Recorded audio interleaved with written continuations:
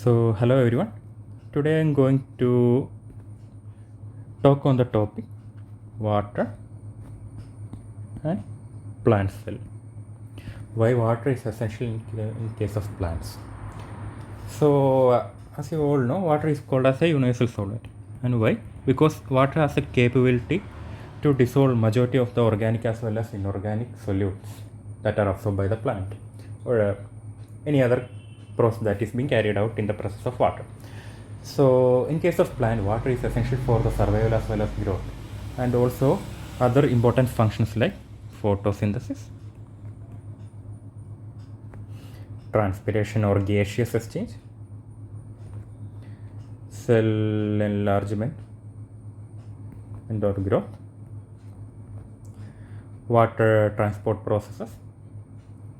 In case of xylem and phloem, you might know several metabolic processes, including several enzymatic reactions, and also to maintain the rigidity and mechanical stability of a plant. Okay. So these are some of the important processes that are important to plants, especially in the presence of water. So, considering a total cell volume, if you look into a total cell volume in a plant, approximately 5 to 10% of cell volume is of water, and this is occupied in cytoplasm, and remaining is present in an organelle called as vacuole. So basically the eukaryotes possess these kind of organelles, and vacuole is one such organelle that maintains the osmotics that is required for maintaining the osmotic stability or the osmotic potential of a cell.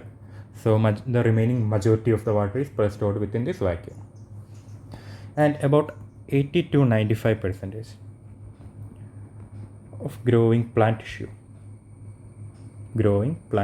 tissue is composed of water, and the composition of water within each tissue or a section of a plant differs. So if you consider a sapwood, approximately 35 to 75% is water. If you consider a seed, approximately 5 to 15% is water. And if you consider other dead cell like wood and also hardwood, for example, I will write a hardwood, less water amount is present there because these are majority dead cell and it doesn't require this much water. It is only to provide a mechanical stability or protection to a plant, right? In case of huge trees, you can see that it is a major component. So less water component is present there, water content is present. And coming to other components of water, like if you look into a plant that is growing in a region consists of adequate amount of water in comparison to a plant which is growing in a region where there is less water to absorb, you can see that the plant which has abundant amount of water nearby can grow upright.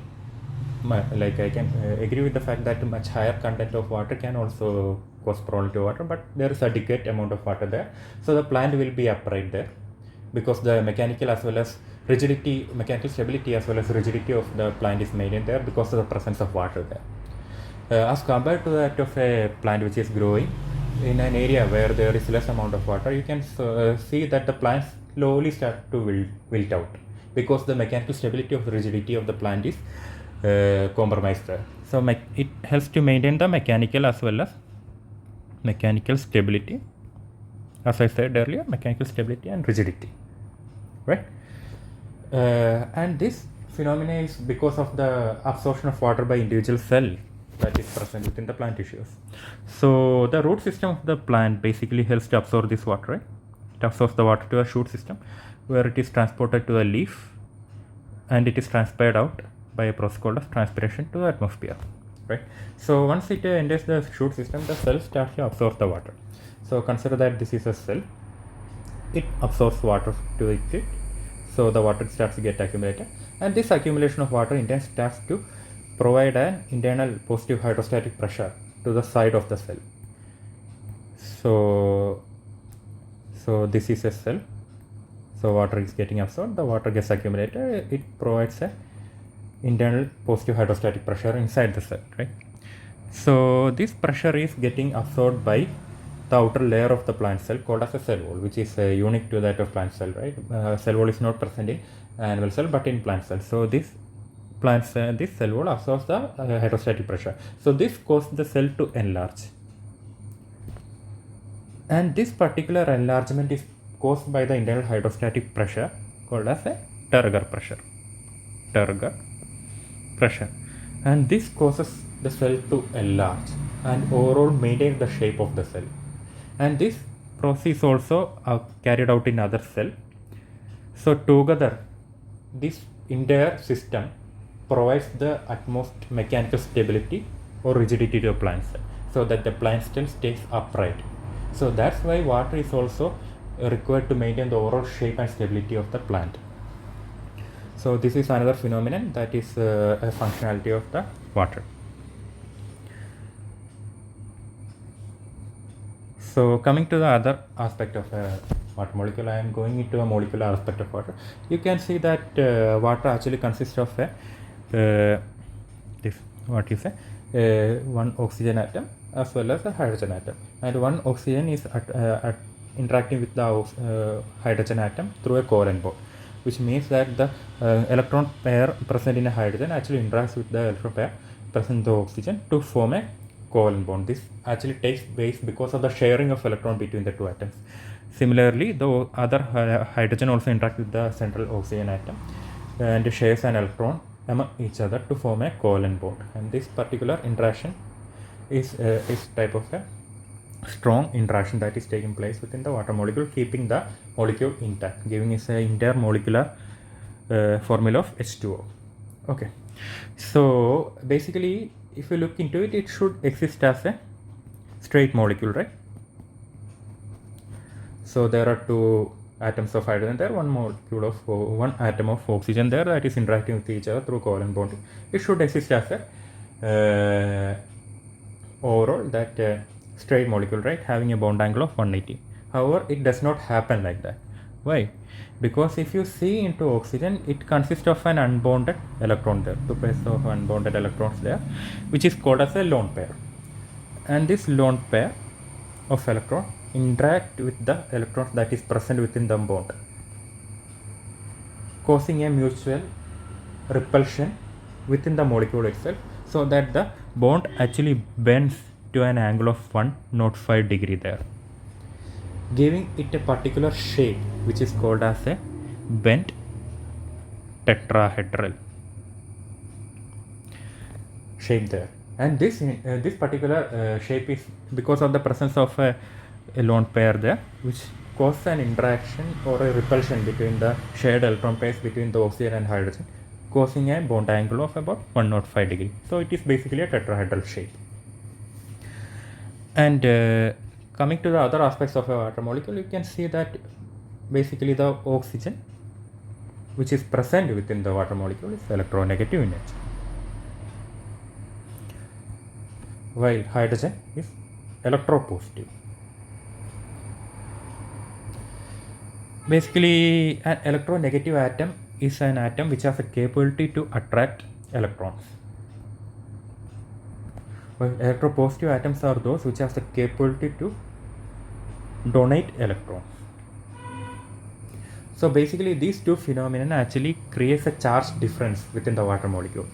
So the electrons actually move from the hydrogen atom towards the oxygen atom, keeping the covalent bond intact, making a charge difference within the molecule. So the hydrogen, because it loses the electron, it exists as a positively charged molecule, while the which exhibits a positive dipole moment. This sign is used to designate a dipole moment. As it loses an electron to oxygen, it has a positive dipole moment, while in case of oxygen, which gains an electron from the hydrogen, it has a negative dipole moment, because it is much more electronegative as compared to hydrogen, which is electropositive in nature. And this also happens between the other hydrogen as well as the central oxygen atom, giving an overall charge to the water molecule, which in turn makes it a polar molecule. It imparts polarity to the water molecule. This particular phenomenon imparts a polarity to the water molecule.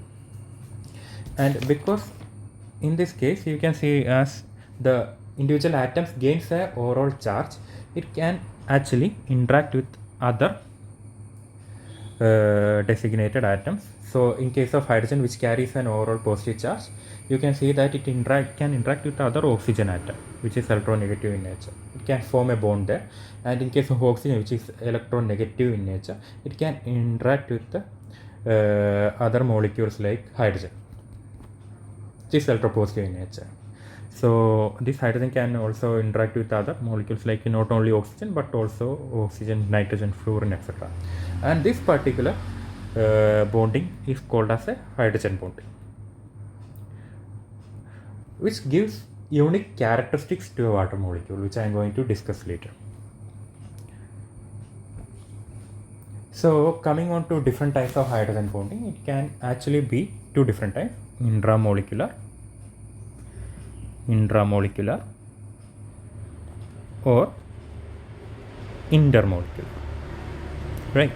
So intramolecular is something that is happening within the water molecule,